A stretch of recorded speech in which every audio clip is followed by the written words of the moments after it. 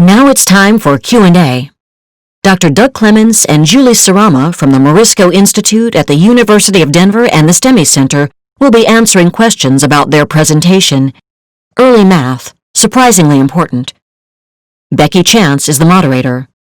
Thank you so much for sharing the importance of math in early childhood learning and explaining the learning trajectories and how those three core parts help children develop their mathematical skills along a developmental progression. Great resources. At this time, I'd like to go ahead and open up our Q&A session. So if you have a question for Dr. Sarama or Dr. Clements, please type it into the Q&A box below on your Zoom toolbar. And our first question is, why do you think this is an important approach? And why do you think it has benefits for children with disabilities? Wow. Why is it an important approach? I'll probably leave to Doug because, I think that Doug can, if you woke Doug up in the middle of the night and asked Doug why learning trajectory is important, he would be able to spout off a perfectly worded paragraph. And then I can talk about why I think they're particularly important in this context. We hope that the presentation actually asked that question. The question might have been posed early on. In that, right, they build on the mathematics of children. So it's an asset-based approach, and for kids, no matter where they are in a learning progression, no matter if they're children with disabilities or twice exceptional or anything, you start where the children are and you build. Now, everybody seems to agree with we should build on, start where the kids are and teach them there.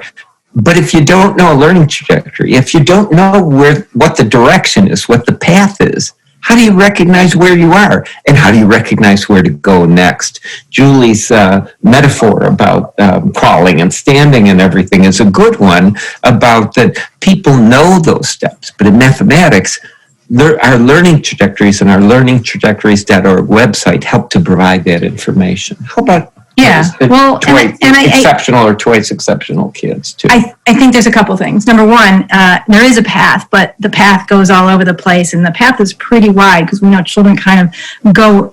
We're not pretending that kids go lockstep in a pattern. Even if we use the metaphor of children moving and we include all children, we know mobility looks really different for lots and lots of kids. Look at your average 8-month-old. Now you increase that to include all children. Wow, you have kids scooting, you have kids doing all kinds of things. So math is similar. What we can say is, in general, kids are going to do this before they do this. And knowing that helps you provide the right environment, ask the right questions, and do the right activities to help kids grow. The nice thing about the fact that makes them, because they're asset-based, they're developmentally appropriate for all kids. I used to work with a professional developer, and she said, who did math, and she said, the first thing that happens if somebody says to you, I'm a little lost, how do I get there? You say, well, where are you? You don't say, well, come to my house first, and then I'll tell you how to get there.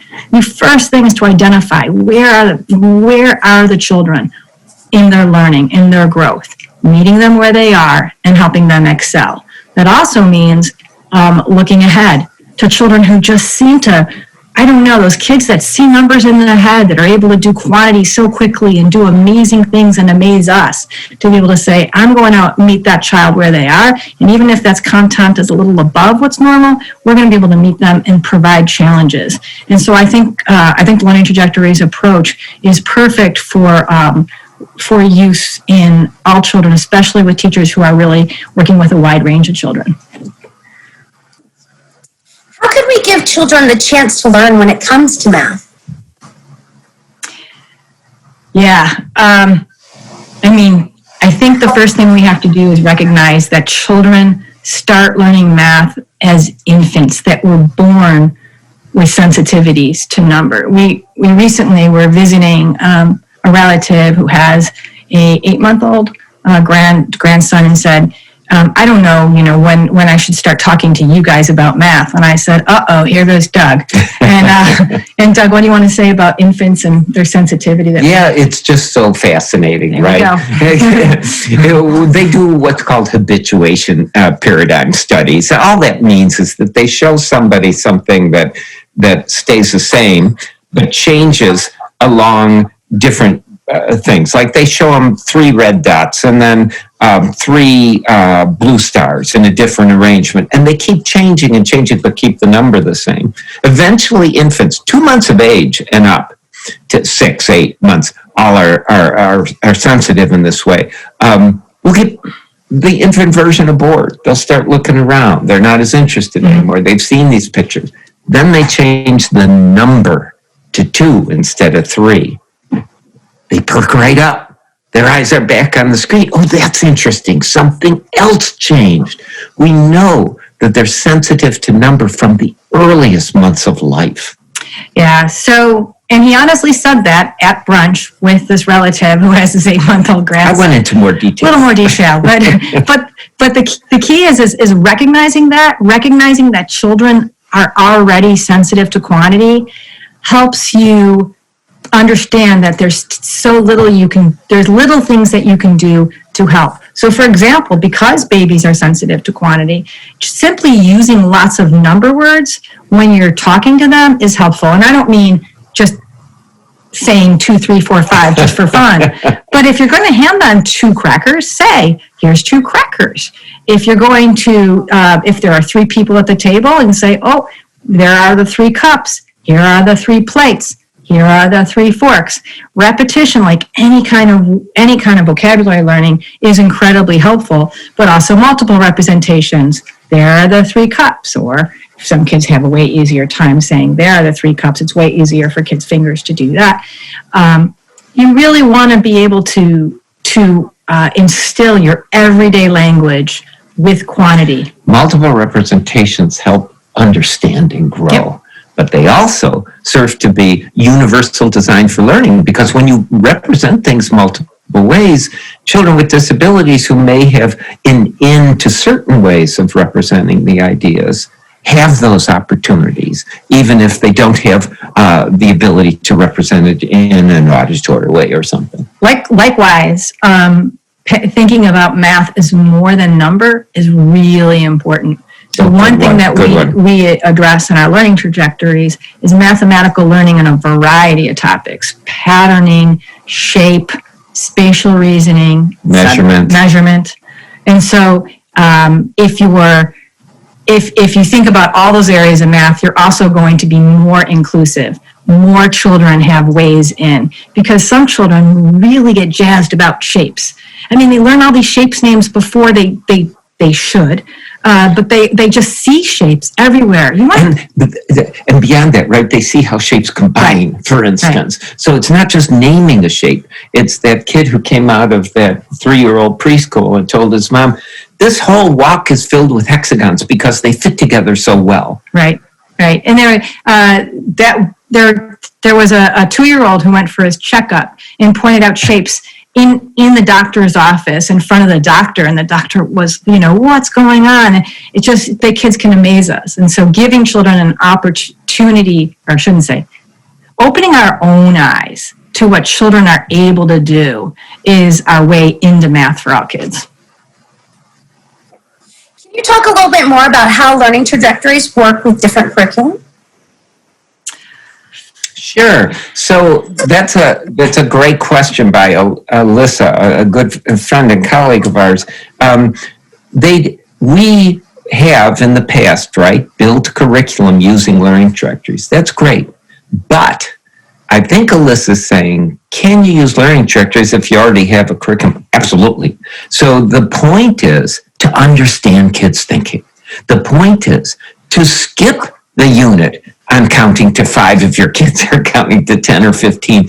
Be aware of where kids are. Don't follow any curriculum if it's not serving kids' needs. Enhance that curriculum as necessary, but start with your knowledge of the mathematics and where children are along the developmental progression, and then adapt the curriculum for not just children with disabilities, right? For every kid in your class. So I want to give you an example. So say there is an activity in a curriculum that simply says, I don't know, what's a standard one?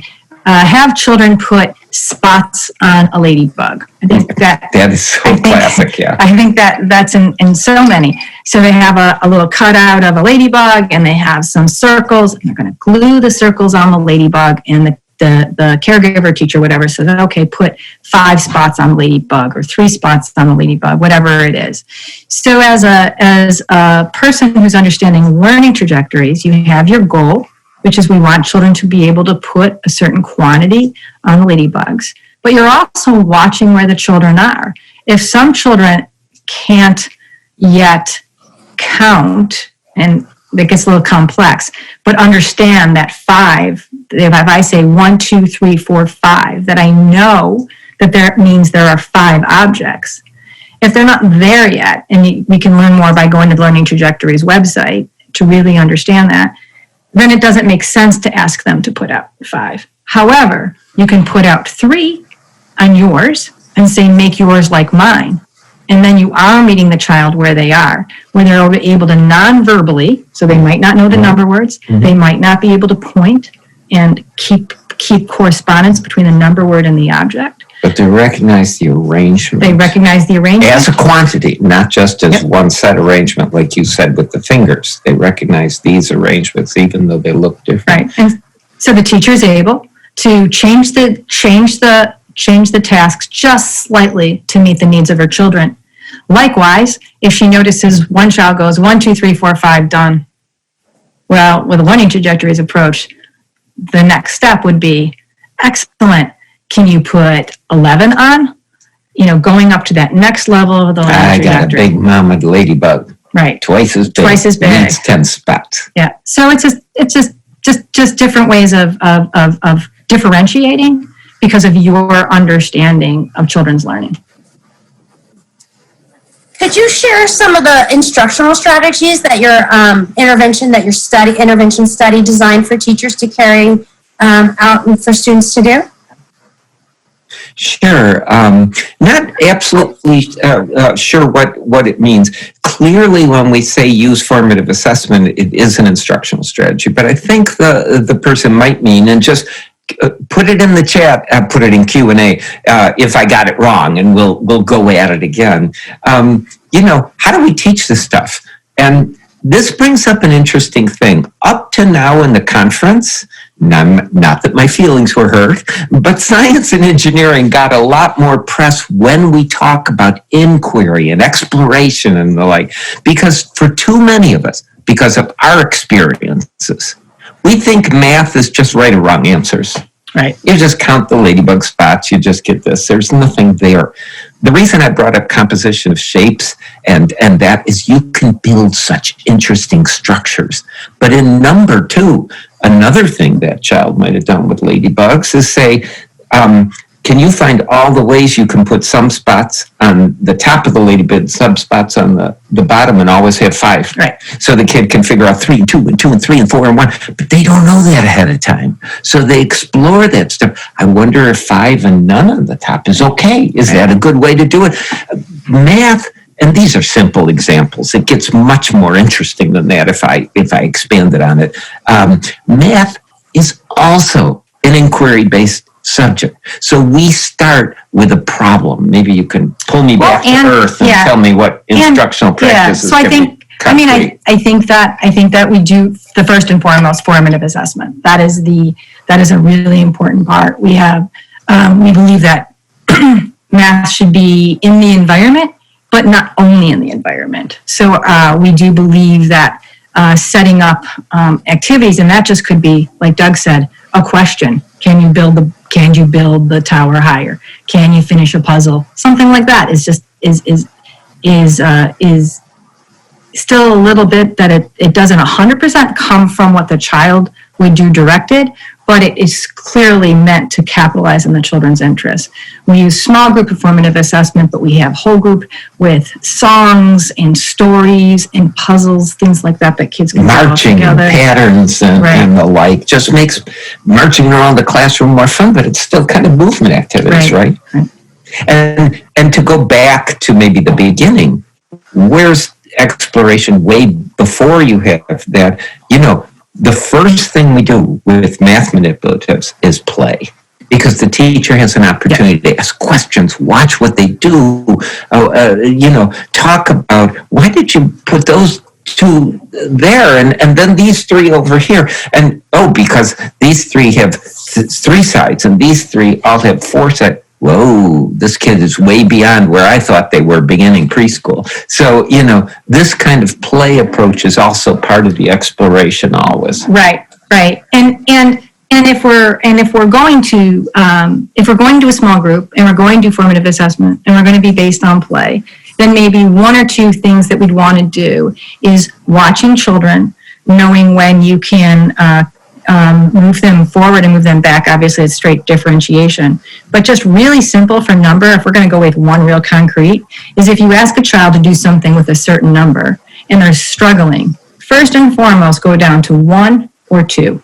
If you go down to 1 or 2 objects, it's incredibly accessible to all children because they can see 1 or 2 without having to count. And so you can give them a way into any kind of activity with number. I'll say one more thing if I could. Real quickly. Doug and Julie pile. Yeah, exactly. Any question? Well, I'll stop here. But I think we should also emphasize the importance of games here. Yeah.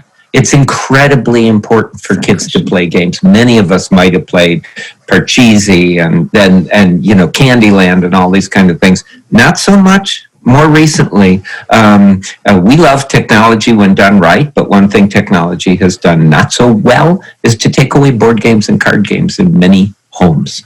And so these kind of games, they're filled with math. Kids love them. This is more towards the age of 3s and up for sure. Not the infants and toddlers are much more in the exploratory way we were talking about before. But when they become interested in those, they're very effective. Mm-hmm. Why do you think, a couple of people are wondering, how does STEM help young children with severe and multiple disabilities, but more specifically in the math domain? Really, how are those learning trajectories important and how are they beneficial for children with disabilities? Well, I think like we first said, is that learning trajectories are not about a standard way of teaching a curriculum where a caregiver, let's just go with really early care, where you're going to have a curriculum and you're going to follow it. And in August, you're going to do one thing. In September, you're going to do another thing. In October, you're going to do another thing. And you're pretty sure that all kids should be doing the same thing on the same day. And for most of us, we experienced that all the way through school, where if it was, October 15th, you were all doing page 26 and maybe 27 in a workbook. And the next day you turned it over and you did 28 and 29. So there was maybe lip service to differentiation, but not real differentiation, in the sense that if a child wasn't able to do page 26, they were maybe told to do something else. And we've experienced that with early caregivers who are also taking care of children with disabilities in inclusion classrooms.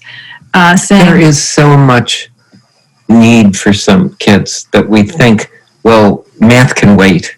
But math is a general cognitive skill that's most predictive of later learning. And so all kids, especially, I would argue, children with disabilities, need developmentally appropriate, individually appropriate adaptation so they can engage in mathematics too. Right. So the idea is with learning trajectories, you're not following a certain timeline. You're following the child. The child is leading you, and that's why it's most important for disabilities. But we also, in our learning trajectories, with the help of Becky and her team, are indeed adding in lots of different adaptations to make their activities even more accessible to more children. I think we have time for one more.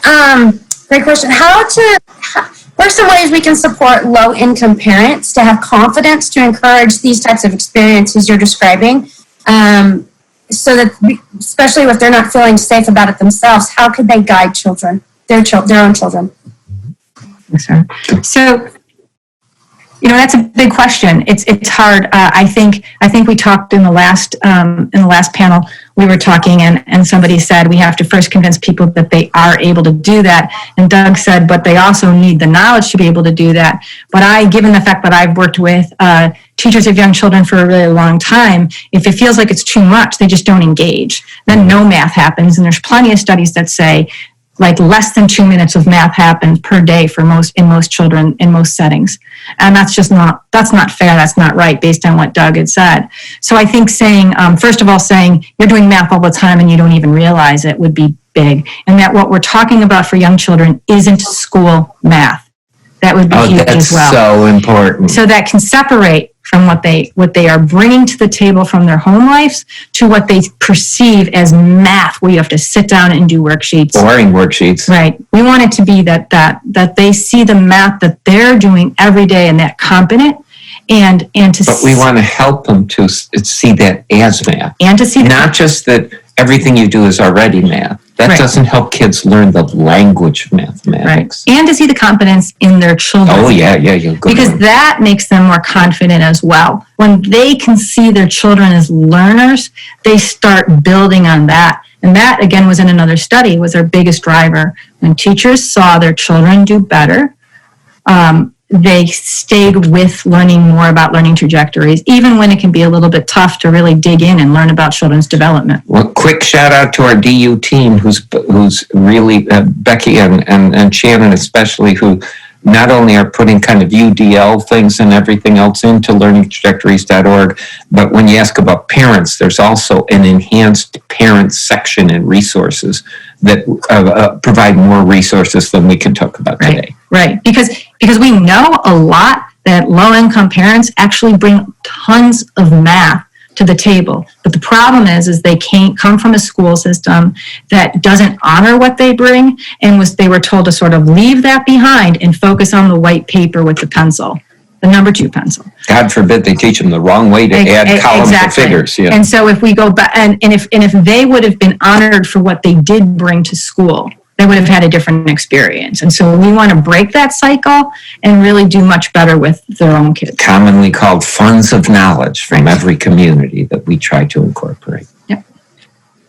Great, thank you. We want to definitely thank Drs. Clements and Dr. Sarama for sharing all these great mathematical strategies with us. I know there was a couple of questions we didn't get to, but we will circle around and try and follow up on some of these questions that we were not able to get to due to time.